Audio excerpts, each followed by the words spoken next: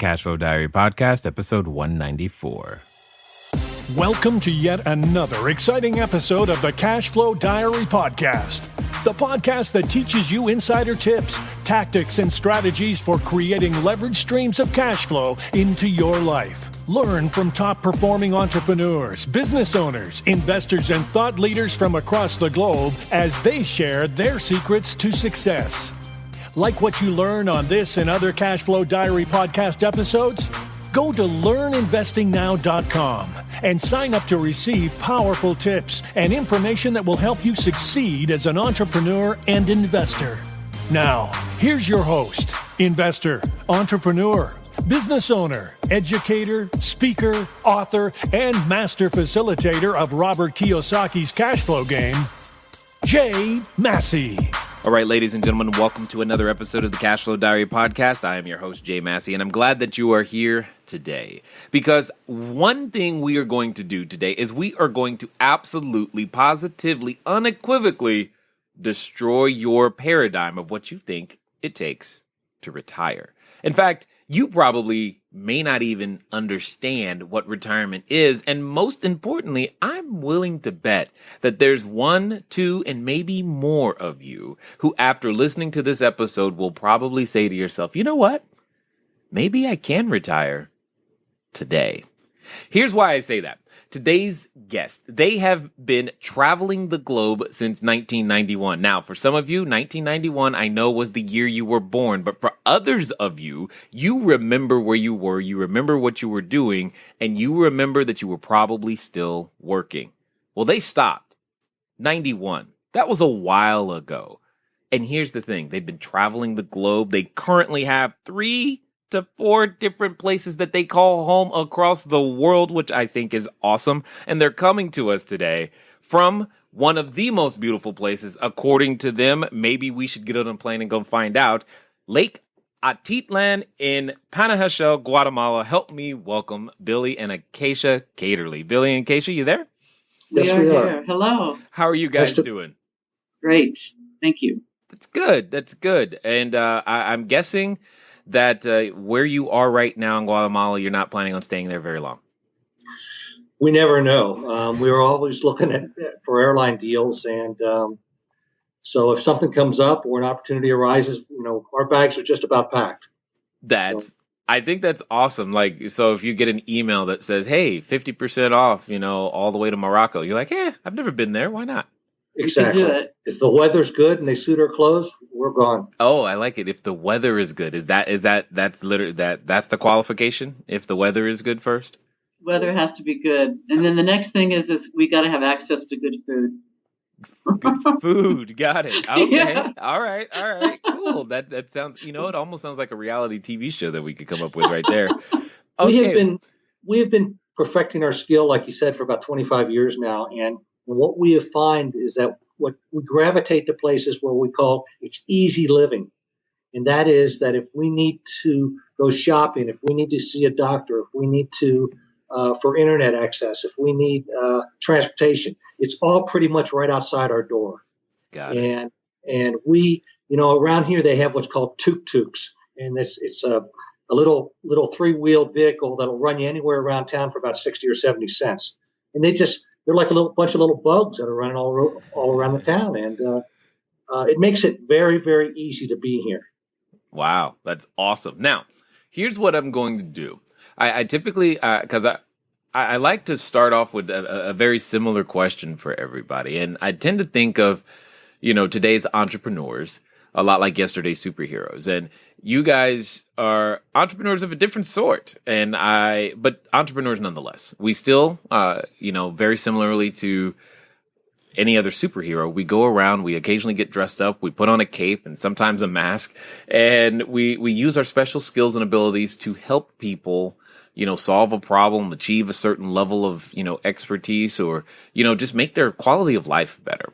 And I see you guys very, very similarly in that same way. You figured something out, and now you're sharing it with everybody. However, before that superhero was super, they were just a, regular guy. Sometimes they got bit by a spider, and that's what it took to make them super.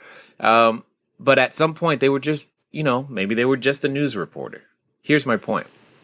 Every superhero has an origin story, and so does an entrepreneur. So before you guys were gallivanting across the globe, traveling based upon weather and food choices, what is it that makes you guys up, or more importantly, who is Billy and Akaisha? Well, we met about 36 years ago, and we started traveling immediately. On a little bit of time and budget that we had, and we realized that we were both travelers. And I was a French chef at the time, and we saved up a bunch of money, or as much as we could back then, and we went to France where I continued my training. And then we came back to Santa Cruz, California, and purchased a restaurant. So we immediately got a business degree in restaurant finances. And as time progressed, I was approached by Dean Witter Reynolds at the time, which is a brokerage house on the West Coast, and they tried to recruit me. And after about a year of trying, I finally accepted. And so I got into being a stockbroker, in which after a few years they made me a branch manager. And so we have entrepreneurial blood in the entrepreneurial blood in our system, and we believe in self-reliance and self-sufficiency. And so we created our own pension basically through these years. And it got to a point where we were working our butts off like so many other people are. I know that's an overused phrase, but we weren't seeing each other. And so we started drifting apart in our lives. And at some point, we just had a sit-down meeting and say, look, something's got to change. And it was at that point that I came up with this idea of basically selling the house, selling the cars, selling the artwork, and just cashing out, investing the money. We took stock of what we had, and we figured we could do it. And so we did. We took the leap, and that was 25 years ago. We were 38 years old. We were 38 years old, right? You know, there's probably a subset of people who are listening who are right now mad at you that you said you did that at 38. But that's okay. We're gonna keep listening, guys. Keep listening. It gets better. There's good news at the end of this. I guess I was actually kind of curious when you were mentioning that you met. Did you guys meet? Is this we met on a cruise ship and just kind of kept traveling? Well, there's a story. I'll let Akaisha tell you that one. Well, actually, it's sort of a long story, which we'll have to share over a glass of wine sometime, Jay. But we met when we were both pretty young, and Billy had moved from Cincinnati, Ohio. Like he said, he was a chef, and he was looking for ways to increase his business. He wanted to own a restaurant, and he came into my office. I was working for the state parks of California, and he came into the office, and that's how we met. But being the kind of guy he was, he didn't ask me out until he had a job. So that took a couple of months, and he finally became a chef of the best restaurant in town, and that's when he asked me out. And we just started traveling together from then on, and realized that both travel and food were important to both of us, and we connected on that level. And we're both entrepreneurs, we're both self-reliant, we are both frugal in terms of we don't waste our money. We've never been in debt, and so we just found a lot of different places where our matrix worked together, and that's why we hooked up and stayed hooked up. Yeah, I get that. And plus, I mean, you found a guy that cooks. That's I kind of know. cool. I'm like, dude, I don't want my wife to hear this. She might get an idea or something that could not be good for me. Anyway, here's what I find interesting. I find it interesting that you were starting on this path, but yet at some point you came to the realization, like many people have, that even some of you that are listening, you come to the realization, this ain't working. That's part of the reason why you're listening, is because you're like, this ain't working. I am looking for a solution. You guys came to that same solution, or same conclusion, and you made a different choice. Sometimes people go, well, I don't know what to do, and they just go back home or go back to work, and they just resign themselves, or hey, I know, let me go back to school and get a better job. You said, no, we're going to do something completely different, sell it all, and go a different direction. To me, that takes an immense amount of courage, to say the least. So I got to know where that level of courage comes from. Oh, Confidence. Self-reliance. Yeah, self-reliance, confidence. Dreams. It wasn't like everybody asked us, well, sometimes, don't worry, you can always come back to work. And we said, what? That was never the plan. I penciled it out on the back of an envelope. This is before computers and spreadsheets, Jay. And, the back of the envelope calculation worked. And so we took a look at our finances and we said, how much is enough? What are we doing this for? Busting our tail every day and not having a life together. And so it got to that point where we took stock of our finances and realized that if we can earn a certain amount per year on our investments based on history, we should be fine. And in fact, that's what's happened. We were realizing that the dreams that motivated us, which was travel and trying new things and being out in the world with a lot of brand new experiences, those dreams were dying. We were working 80 hours a week easily, both of us. And we weren't spending enough time together. We weren't doing enough travel. We weren't learning new skills, and they were dying. And so we realized that without our dreams, we were dying as a couple and as individuals. And I think when you asked about where we found the courage, it was like either die and get old and creaky or just make a change. We were kind of like forced out of the banana peel. We're squished right out is what happened. And we had to make that choice. Personally, we had to make that choice. I get that. I just want to be clear, though. Did you say old and creaky? Yes, we were 36, 38, and we didn't want to be old and creaky. Okay, all right. Old and creaky. That's a new description that I was not expecting under any circumstances. Okay, but you mentioned something, Billy, that I think would be very helpful for everybody to understand from a skill set or just understanding how to do because you did it, again, no computer. No spreadsheet. There was no iPhone. There was no iPad. There was no Android device. You said a back of the envelope calculation. How does one do that back of the envelope calculation in your opinion? Because I'm guessing if some people take the time to do this calculation, they may actually find themselves in a similar position to where you guys were, and they might be able to make some changes as well. Well, it's pretty basic, Jay. You find out your net worth. You add up all your assets, and everything that's sellable, anything that you have that is sellable and has value, and you subtract out what you owe, your liabilities, and that'll get you your net worth. Now, once you know your net worth, now you need to calculate how much you're spending per year. And so you can do that.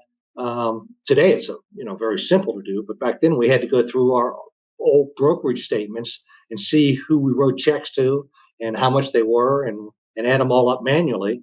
And so we came up with a figure back then that was around $20,000 US. And so we figured that with a portfolio of about $500,000, we could easily generate 20,000 out of that to live on plus inflation. And so that's basically what that's the back of the envelope calculation right there. Got it. Now, you actually hit on the topic that I was going to bring up if you didn't, because I know for many people who just listening, you lost them as soon as you said $20,000 a year. Nobody today is going, okay, that's not going to work. And everyone in California just said, dude, that's what I do a month. So we've got some probably some lifestyle choices to changes to make, but we also have to account for that silent killer, that inflation number. How did you at that time come up, or how do you still today account for that in what it is that you're doing? I'm curious. Okay, well, let me back up to the 20,000 figure again. Now, when I say that, what you have to strip out of your expenses are, number one, all work-related expenses. In our case, you're talking shoes, suits, dry cleaning, whatever. We had a gardener. We took him out of the equation. House payments, you're not going to have them because in our case, we sold our home. That meant house insurance, anything, car insurance. We got rid of the cars, anything like that. We backed out of the equation. And I think if people were honest with themselves, what they actually spend on themselves, they will find out is very little. Yeah, you're probably right. about that. At least when I look at I have a favorite pair of shoes, and I'm sure my wife would love me to get rid of them. However, Mhm. they just fit so right, and I don't want to let them go. And I probably need to buy a new pair of shoes, but that's a whole nother story. So, Sure. how did you, though? I mean, because one of the things I know often when I'm working with individuals is their concern is, I see what I have today, but I'm concerned I'm going to live too long and run out, especially Mhm. once I account for inflation. Right. I'm got to know how you overcame that challenge. Okay. First of all, for the back of the envelope figure, and what I still use today is roughly 3% inflation rate. Now, a lot of people can argue that's not correct. I mean, I hear it all over. But if you use the official government statistics, it's actually much lower than that. But I use 3%, again, back of the envelope calculation. And through the years of investing, I realized that the S&P 500 companies, the 500 largest companies in the world, their returns outpace inflation. And so if I can own them and participate in their growth, I'm going to be able to cover inflation as well, plus make some money on the stock. And that's basically it. I'm letting these corporations take care of the inflation aspect for us. Got it. I get it. I got it. Excellent. So there's got to be some sort of an equity play at some point in this plan, and I'm assuming this is something that you have to pay attention to frequently, We do because or it's at my least it's regularly. it's my hobby and whatever, but not so much anymore. I mean, we don't invest in individual issues. We use index funds, no load index funds. And so the expense ratios on those are very small. And, a lot of people, it kind of depends on how tight your budget is, but a lot of people, they monitor their accounts once a week or once a month. So it's not Got it. something that you have to do every day. Got it. No, no, totally understood. I love the idea. Now, for those that are wondering, how much time do you spend, say, because right now they're thinking, okay, this sounds great, but I live in, like I said, California, New York, Hawaii. How much time do you actually spend, like, in the U.S. versus abroad or in other places? Or in order to make this happen, do I absolutely have to say, you know what, I'm not coming to the U.S. anymore? No. When we originally retired in '91, we went to an island in the Caribbean to decompress, and that was called Nevis in the West Indies. Been And there. so Love it. it's a great place. It's a beautiful place. Beautiful. Why? And You know what's so funny is that I've never heard anyone say Caribbean and anything other than beautiful. Those two words are always in the same sentence. very true. However, on Nevis, if you want a hamburger, you better order it yesterday because things move slow there, Mon. Island time, indeed. Island Island time. time. Yes. And so that was the wall that I needed to hit so that I didn't go run off with some other business idea um, and get involved. And so that's where we started. Then we went back to the U.S. and we bought a fifth wheel trailer and a used fifth wheel trailer and a used 1-ton pickup. And we traveled the Western U.S. for I don't know, a couple 3 or of 4 years. years. Yeah. Mm-hmm. So during that period of traveling, um, we realized that if we travel quickly, we're going to burn up cash because of transportation expenses, gasoline, oil, etc. But if we go slow, if we stay a week, month, or whatever in certain locations, we can bring our expenses down. And so, yes, we were able to do it in the U.S. Um, and it was just until about '93 we got invited to come to Mexico. And we originally went there for 2 months and we stayed 4 years. And Wow. it was then that we realized that look, the lifestyle can be better, the cost of living less, and we can have more fun in places other than the U.S. We still go back there from time to time. We do have a small place in Arizona, um, but for us right now, being out of the U.S. is advantageous to us. We could make it in the U.S., but there's no doubt we know that we've done it in the past. But it's just more interesting for us in these other cultures. I wanted to say something about the expenses in a household. The highest expenses in most households is your housing, your transportation, your taxes, and what you paid for food. If you can modify your housing expense for instance, house sitting, or like we did, we RV'd for a while and stayed in campgrounds or stayed dry camp for a while, something like that. If you can modify any of those expenses, you can live anywhere. And we know people who do stay in the States for long lengths of times, and they do it by house sitting. So that's an excellent way to, you can sit anywhere, San Francisco, New York, at the beach, in a tiny town. People go years, just go from house to house to house.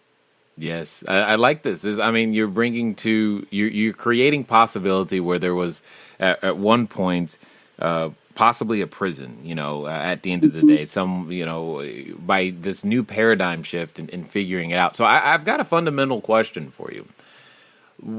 Our government would have us believe retirement has something to do with how old we are. Clearly, that's not the case, especially for you guys. Mm-hmm. So I'm curious, if I asked you what is retirement, and for you to give us a definition, what would you guys say? We like to call it financial independence because retirement sometimes brings along a mental image of you sitting in a rocking chair or visiting the grandkids or doing not a whole lot of anything. You're no longer called up on the phone for your advice, or, you're not active and involved. We like to call it financial independence. And we think that there's no age limit on that. We encourage people to become financially independent as soon as possible and go from there. So it's doing what you want to do, when you want to do it, and for as long as you want to do it. That's what we think financial independence is. Once you're financially independent, then you can choose to work or not to work. And, if you want to work, fine. Then work's not a 4-letter word to us. People need it to structure their lives. But once you're financially independent, then if you have a bad day with a boss, you've got options. And not to mention the digital nomads. People can work all over the world now because they have online businesses or they run things through a website or something like that. We know a lot of digital nomads, and that means you can travel and live anywhere. So there's lots of ways that you can utilize the talents that you have, the skills that you have. A friend of ours that we met here is a programmer for Cisco, and he lives here. And he says, I work 8 hours a day, but I just do it online. Yeah, that totally understood, and that's what you mentioned in terms of a digital nomad. That's exactly how we've managed to structure our business, the real estate side as well. And that's it's the double-edged sword anytime I go anywhere, because my wife knows we don't really have to come back home.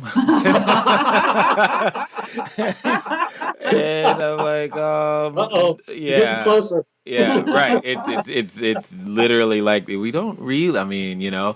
Once you get there, it's like, man, I don't want to go back home. We could stay, honey. Yeah, no. And I'm sure you guys have done that more than once, where you've changed that last minute plane flight. You just stayed. Well, clearly you said you meant to go for 2 months. You stayed for a number of years. So here becomes an interesting question of all the places. First of all, do you know how many countries you've been to at this point? Okay, yeah, I'm going to let you hear the answer, how many countries, all this stuff, the traveling, etc. But there's something that I want you to catch. Some of you may have an idea that you want something that you think is currently outside the realm of your possibility. Here's the thing. There was a time where I wanted a Lamborghini. I know, I just grew up, I liked Lamborghinis, they look cool. And I was like, a long time in my head, I was like, man, it'll be great one day to be able to have a Lamborghini. And in my head, I was like, man, that's like $250,000 plus, et cetera, plus, given my size, we're going to have to do some customization. So we're going to have some more money. Here's the point. If you're thinking like, man, it's $250,000, until I get $250,000, I can't have a Lamborghini. You may not ever get to the point of making a Lamborghini possible, dare I say, probable for you. So what else can you do? You can break it down into something that's more likely to happen. For example, $250,000. If you wanted to finance a house that's, depending on the interest rates, etc., let's call it $1,800 a month, right? The point is, $1,800 a month seems a lot more achievable than $250,000. When you break it down in terms of cash flow, the cash flow required, sometimes the goals that we're searching for are well, keyword, well within our reach. I hope, if nothing else, from listening to Billy and Akaisha, that's exactly what you are getting. Now, if you want more crazy ideas like that, feel free to download a copy of the book, Cashflow Diary, 10 Steps to Creating Wealth in Any Economy. You can go over to cashflowdiary.com/free book. Again, that's cashflowdiary.com/free book. Or if you're on a mobile device right now, send a text message to 72000. That's 72000, 72000. The keyword is book, BOOK. Now, let's go find out how many countries they've visited.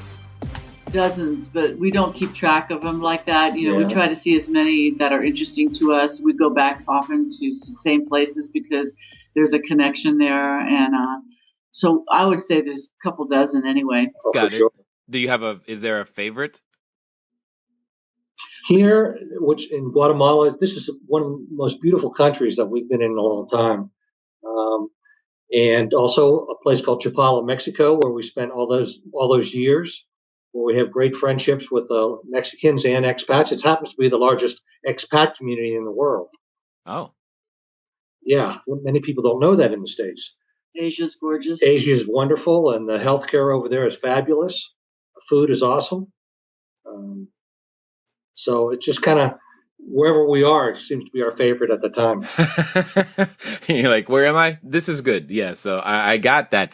Now, I had the I guess, privilege of growing up in a military family, which is also code for not in the U.S.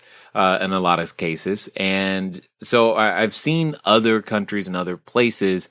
I guess for the person who may not have traveled outside of the U.S. that's listening right now, it is figuring out how to get your expenses down and make this lifestyle kind of work. If this is something they want to do, in your opinion, knowing everything you know today, should they do it? Is it still possible for them to do it, even though, incomes are different, expenses are different? Is it fundamentally worth it? From an expense side, most definitely.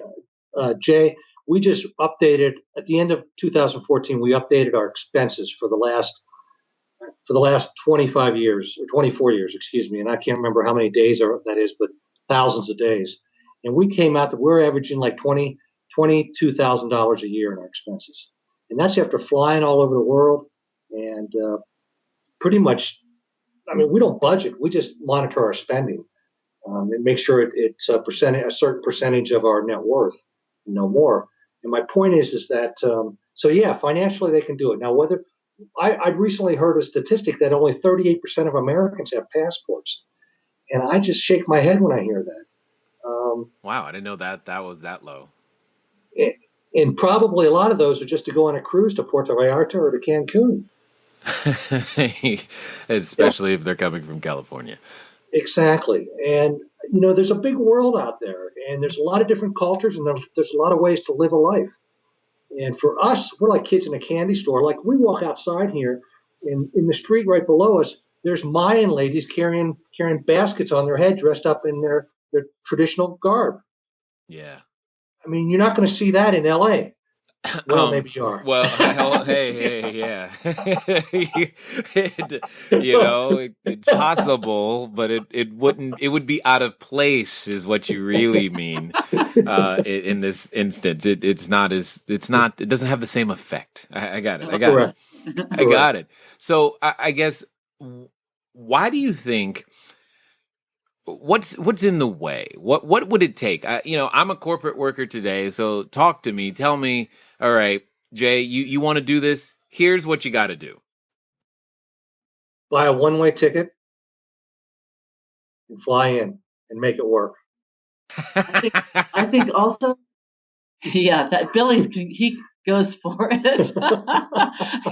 I think that if you had confidence in the fact, and the amount of money that you spend, the amount of things that you need, like I had mentioned previously about housing, transportation, taxes, and food. If you knew that you had options for your housing, if you knew that you could go out your door and have transport, affordable transport to anywhere you wanted to go, if you knew you could get a steak and French fries and something to drink for like $3, if you knew that you could actually afford it and still be comfortable and satisfied, I think that it would appeal more. I think a lot of people don't know that that's actually available because we pay so much more for things in the States. We are really encumbered with our financial infrastructure. We have to own, we have to have a lot of stuff. But when you let go of that and be creative, it actually frees you up for a different type of life. So I'm guessing at this point, in my head, I'm trying to picture you guys, and I'm going, do they have more than one suitcase each, or? Well, one thing we do is that we do like the warmer climates. So, like, for us to go to Alaska or the Yukon, or even like for Switzerland for any length of time, we'd have to buy clothing. We'd have to get jackets and gloves and scarves and hats and so on. But generally speaking, we do have about one suitcase, one rollie each, and a carry-on bag, and all of our, we go where the weather suits our clothes, and that's what we do. If we need clothes, we have them made. I just had or buy them. Or buy them. I just had shorts here made for myself, and I don't know. I think they cost $10 or $8. Tailored made. Of course, I love it, and I guess in this particular instance, does technology make this easier for you guys in any way, shape, or form?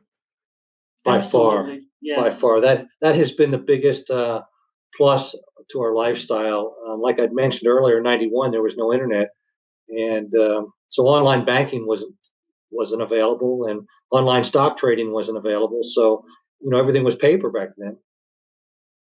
So definitely, yeah. Okay. So I'm trying to come up with the excuses that someone would give, and so I'm grasping at straws here because you've knocked almost everything out of the park. I mean, what about medical services? I mean, yes. Oh yeah, Medical. oh yeah. They don't know anything about doctors down here. They're witch doctors down here. we have been proponents of medical tourism for decades, and we have found excellent medical care in a variety of countries that is accessible and affordable. We've received first-class care. We've had accidents, and we've become ill. We've had the flu. We've had emergencies where we had to get taken to the hospital. I had an operation on my finger. I degloved my finger 3 years ago, which included I could have lost my hand. All of that is been taken care of out of the U.S. for just a minimal amount of money. We think that healthcare is a lot more affordable and accessible overseas than it is in our own home country. And the quality of care is better. I think this is our personal opinion. I'm going to say we think in the term healthcare in the U.S. the term care has been taken out of the equation, and the amount of care we receive in these foreign countries is absolutely amazing. They actually care about you, to where they'll give you their home cell number to follow up with. The doctors will, the surgeons will, right, and ask you, please call me in 10 days to let me know how you're doing. I kind of knew you were going to say something like that because I traveled to Belize before, and while I was there, I carrying all my camera equipment and everything that I was, there to do, needed a chiropractor really, really bad. And the interesting thing that happened is he came to the hotel room. Perfect. I didn't have to go to him. Isn't that great? He came to the hotel room, and even you're not going to get that in the U.S. And B, it was just as good, if not better, and it was about 25% the cost.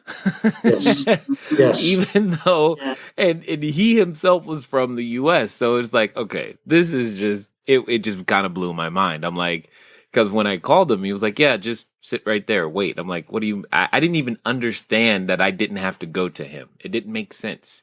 It's like, right. What do you mean? I'm supposed to be there.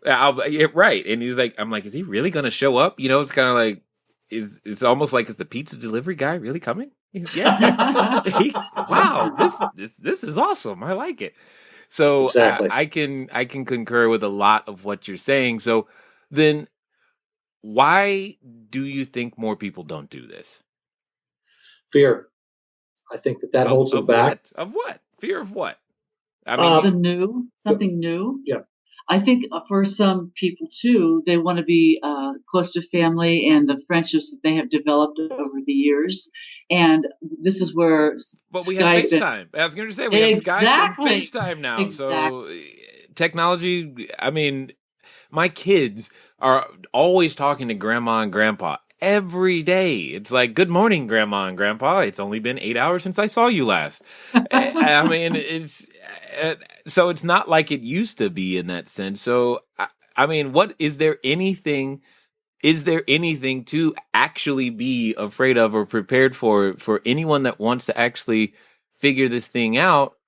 It sounds as though there's nothing in the way. The barrier, I mean, you didn't have the internet and online banking. And when you said that, I was like, how on earth did he manage to make that work? That sounds crazy to me.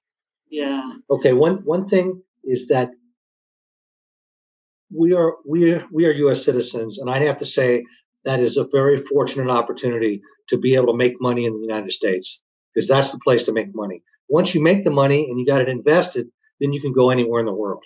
But I mean, reasonably, and that's it. So there's some fear that holds people back from just cutting loose and moving on. I got to tell you though, just between you and us, there's a whole lot more people doing it now than when we did it. Yeah, and that's definitely a trend that I've been paying attention to. But you just said something that I know somebody was thinking it. You're telling me you still got the blue passport. You did not. Sure. You did not renounce citizen. You don't have to renounce your citizenship to do any of these things. You can totally make it all work. I don't know if there's another. What else? Is there another excuse that people come up with? I think people like their routines. I think they like going to their favorite restaurants, their favorite places to shop for food and get their car fixed or whatever. They like their neighborhood. I think they like their routines. And when you start traveling the world or you live in a foreign country, they're not always that routine. It's an adventure of the day. Exactly. It's always like we'll give you an example, Jay, that doesn't happen too often in the States, but it does happen. And that is, this was a planned outage. So the day before, sitting at my favorite coffee shop, my friends tell me, oh, by the way, tomorrow the power is going to be out from 6 in the morning to 5 at night. Okay. Okay. That means no internet, Jay. Yeah. I believe me. I read through that line going, uh-oh. Gasp. So I immediately text Akaisha and say, what day was that interview? Because I just learned this on Monday, And anyway, so so yesterday it was really quiet around town. It was actually quite nice. Right. This whole lake area had no power, and they replaced poles and transformers, so they do it all in one day. Got it. But there's still cell phone service, right? Cell phone service, yes. Yeah, so you can still get online through your cell phone if you really, really, really had to. If you really have to, you can use that. It's not like you were really. See, you notice how I had to find a way to get to my little safety blanket of the internet.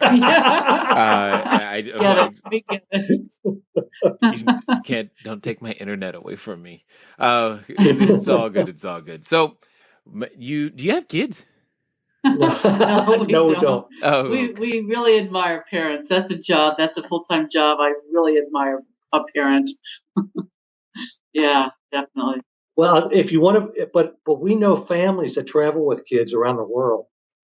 Wow. And so that's, what an education. There's a family that has 5 kids, and we met them here. They've lived in Costa Rica for about a year, and now they're in Germany. Their kids know different languages. They homeschool these kids. The world is their school. We actually know families are doing it more and more often all the time. Yes. Whether they sail around the world, or whether they land travel, or whatever it is that they do, it's an awesome way to teach your child. Yeah, they'd have to learn a lot of. Wow, I'm sorry. I'm imagining my 4-year-old right now. There you go. Woo, buddy. She'd pick up Spanish here in no time. Yeah, she'd be bilingual, trilingual in no time at all. Yeah, you probably great. I already have enough trouble there speaking English. I don't need another language to go through for them. Here's the question. I'm guessing, this is a change of lifestyle. We're talking a change of culture. We're talking of change of just everything, not just time zone, and I'm guessing at this point you've developed a number of tips and tricks and things that can help someone prepare for this. If someone wanted to get more information from you guys and figure out, hey, this might be for me, what would be the best way for them to do that? I'd have them come to our website, retireearlylifestyle.com. We have a digital bookstore that they can take a look at. We have 7 books, mostly on travel and some on investing and lifestyle. And they can always write to us at the guide@retireearlylifestyle.com. We answer all of our email. We have a ton of articles and things that we've written on traveling, how to pack, where to go, what to do, and so on, and advice on how to manage your finances and this sort of thing. So I would suggest that if anybody's interested, that they go to our website and contact us. Got it. Thank you. Now, you said I don't know, it sounds weird when you say how to pack. It sounds like you just walk out the door and go, the way. Well, that's what Billy does. Got Girls do it differently. Got it. Girls like to have things that match. You remember those favorite shoes of yours, Jay? They got to go with you, man. Right. Okay. It just sounded weird for a second. Pack. Oh my God. It doesn't sound like it. Sounds like I can just get up and leave right now and just go to the airport and take the next plane. Well, you could. That'd be a great story. Because you land here and you immediately go to a used clothing store and you can be outfitted in a matter of an hour. Yeah. Wow. As I said, guys, paradigm shifting. So here's a question. Let's pretend for a second that there's someone listening right now who, maybe they're standing in front of that superhero outfit store for the first time. They're thinking, I want to be an entrepreneur. I'd like retirement eventually. All of those types of things, but they're still, they got that voice, and that voice I'm talking about. They got that voice going on in the back of their head. What would you say to them right now? Move forward. When you hit a Y in the road, you got to take it. There's no wrong answer. You're never going to know unless you go ahead and take that first step and get out of your comfort zone. And so I think that you can always figure it out. You can always go back if you have to. My guess is they won't. Got it. And they're going to, the worst case scenario, they're going to have stories and tales to tell for the rest of their lives. And the best case scenario is that they'll have their whole life opened up. We say, don't let fear hold you back. Got it. I like it. And I agree 1,000%. I thank you guys for, literally taking the bull by the horn when it was probably way scarier to do so, and doing it and making it happen and paving that way, blazing that trail, and leaving the breadcrumbs behind so that, others can follow, and honestly for taking the time to invest with us here at the Cashflow Diary. Thank you, Jay. So much. And we'd like to say that if we can do it, so can you. And I mean, we're not trust fund babies or anything like that. We just did it. We did it our way, and we continue to do it our way. So if we can do it, so can you. Awesome. Thanks, guys. All right, ladies and gentlemen, you know what time it is. It's time for you to move at the speed of instruction. What does that mean today? It means retireearlylifestyle.com. You think about this concept of retirement and you'd like to retire. It should almost say, will you ever retire.com. But here's the point. You found some individuals who have figured out a way to do it, and you've heard the numbers they were talking about. And I know there's a number of you who are like, well, maybe I can make this work for me. Go to their site, figure it out, get the tools and resources you need, make something happen, and live the rest of your life on purpose. Guys, it's been fun talking to you today. I look forward to talking to you soon. Until next time.